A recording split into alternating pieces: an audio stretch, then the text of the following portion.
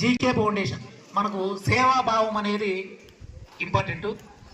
రీసెంట్గా వచ్చినటువంటి 10వ తరగతిలో అత్యధిక మార్కులు సాధించిన వాళ్లకు నగదు ప్రోత్సాహం ఇచ్చాడు. దాని తర్వాత రీసెంట్గా ఒక 20 రోజుల క్రితం ఏం చేసినంటే ప్రతి పిల్లవాడుకు ఏం చేసినంటే ఒక కార్డు ఇచ్చాడు జీకే ఫౌండేషన్ అని. మనం డబ్బులు సంపాదించడం గొప్ప విషయం కాదు, మనం సంపాదించిన దాంట్లో ఎంతో కొంత సర్వీస్ అనేది చేయాలి. అంటే ఆ సర్వీస్ సేవాభావం ఉన్నటువంటి వ్యక్తి చాలా జూనియర్ నాకు తమ్ముడు వాసు గారిని మాట్లాడాల్సిందిగా కోరుతున్నాను.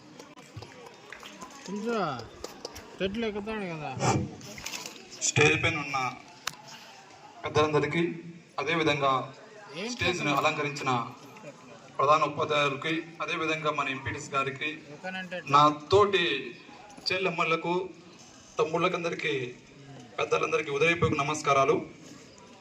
గురు బ్రహ్మ గురు విష్ణు గురుదేవో మహేశ్వర గురు సాక్షాత్ తస్మై శ్రీ గురువే నమః. ఎందుకు సారి గురువు గురువు గురువు అంటారు? ప్రపంచ జ్ఞానం తెలిసిన వ్యక్తి గురువు. మీ భవిష్యత్తును ఉన్నత శిఖరాలకు తీసుకుపోయే వ్యక్తి గురువు. మీలో ఉండే టాలెంట్ను పైకి తీసుకువచ్చే వ్యక్తి గురువు. కాబట్టి గురువుని బ్రహ్మతో పోలుస్తారు. బ్రహ్మ అంటే ఎవరు? మన కాలజ్ఞానం రాసి మన జీవితాన్ని రాసే వ్యక్తే బ్రహ్మ. అలాంటి వ్యక్తినే మనం గురువుగా పూజిస్తున్నామంటే ఎంత ఉన్నతమైన స్థానం ఇస్తున్నాం చూడండి. కాబట్టి ముఖ్యంగా ఆది గురువు ఎవరు తెలిసిన మన తల్లిదండ్రులు.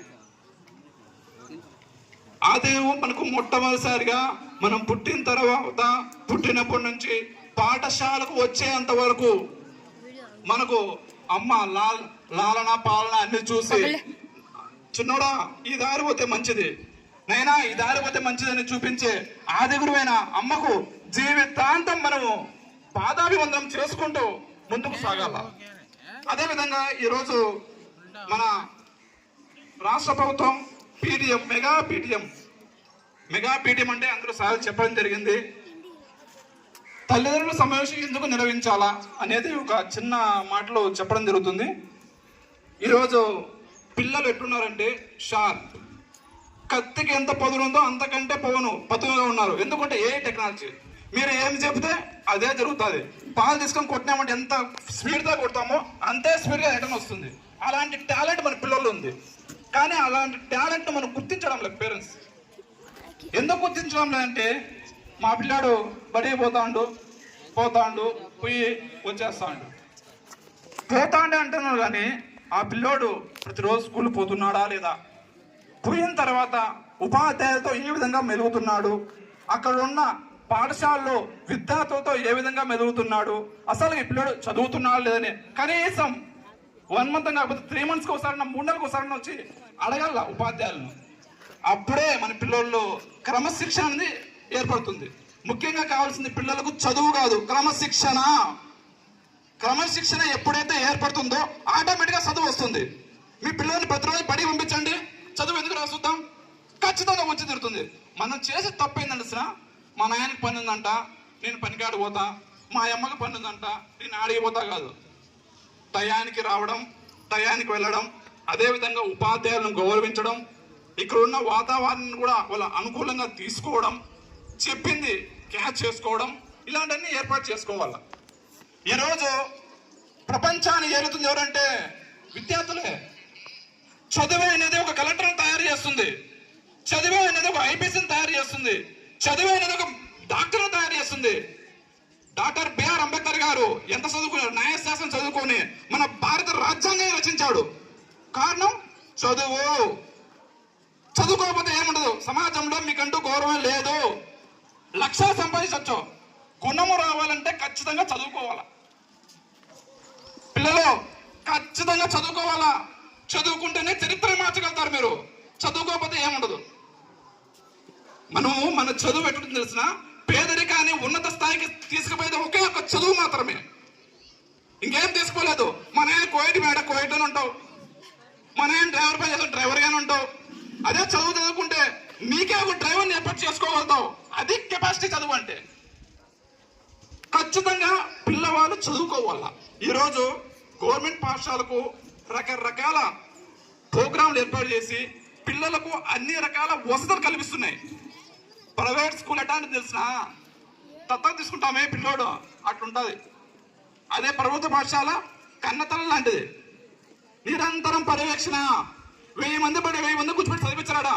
ఉన్న కాడికి స్ట్రెంత్ లో ఈ పిల్లలు చదువుతున్నా లేదా, ఎందుకు చదవడం లేదని మన ఉపాధ్యాయులందరూ గమనించి ఉన్నత ప్రైవేట్ స్కూల్ ఎట్లా తెలిసిన యాపిల్ యాపిల్ యాపిల్ యాపిల్ ఓ సెక్షన్ యాపిల్ అంటుతాడు. బట్టి చదువు పనికిరాదు. నువ్వు ప్రపంచాన్ని ఏదే శక్తి నీకు కావాలంటే, ఈ రోజు ఉండే కాంపిటీషన్ లో నెక్కాలంటే నీ మైండ్కు పొదలు పెట్టాలా.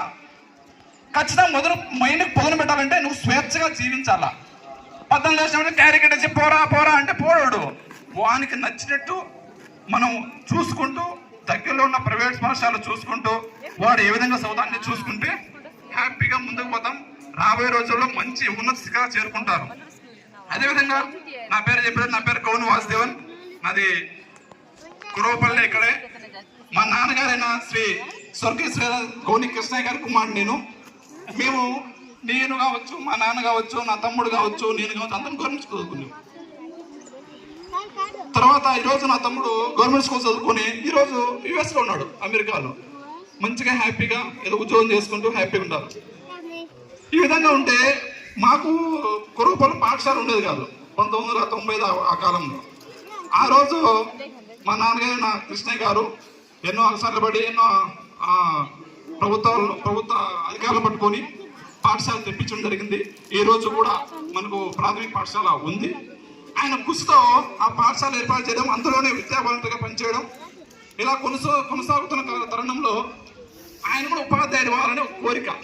ఆ ఉపాధ్యాయుల కోరికతో ఆయన అన్నసారి డిఎస్ రాయడం, తర్వాత 2003లో ఆయన చనిపోవడం జరిగింది. చనిపోయిన తర్వాత వారానికి జాబ్ రావడం జరిగింది.